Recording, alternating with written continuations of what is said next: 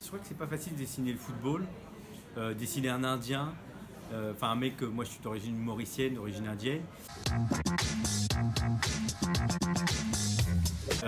J'aimais tellement jouer au foot que j'étais prêt à tout pour jouer au foot, prêt à être blessé, à être mis en tribune, à pas jouer, prêt aussi à me faire insulter dans la rue, prêt à être comparé à Stomy Bugsy.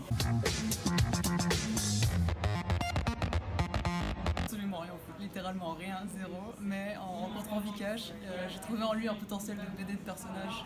Le personnage est incroyable et j'ai pu en faire ce que je voulais avec, c'était génial. Je rêvais d'être le héros d'une BD quand même.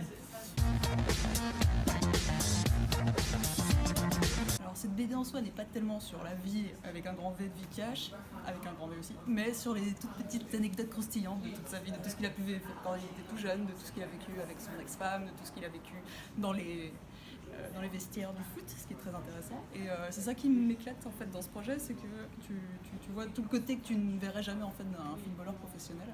Mon style de dessin, mon style de vie, mon style de tout se regroupe dans la même chose. J'ai besoin que ça bouge, j'ai besoin qu'il y ait des couleurs partout, sinon je m'ennuie. J'ai besoin d'entendre en fait la BD autant que je la lis. Donc tout ce qui est onomatopée, tout ce qui est bruit, tout ce qui est autre, faut vraiment que ça explose de toutes parts, quitte à ce que le lecteur soit genre complètement crevé à la fin. Alors, je travaille sur tablette, c'est vraiment petit, je l'emmène partout, même aux toilettes, et je dessine dessus du jour au matin et du matin au soir. Et elle a été pondue de A à Z dessus, ouais. La vie de footballeur, c'est vraiment drôle ou pas du tout? Ça serait indécent de dire que c'est pas drôle, et ce serait indécent de dire que c'est pas génial.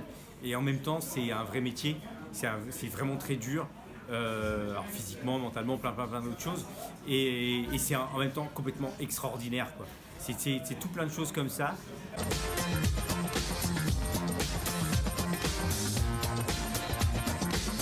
Et ensuite, il faut que je dise quelque chose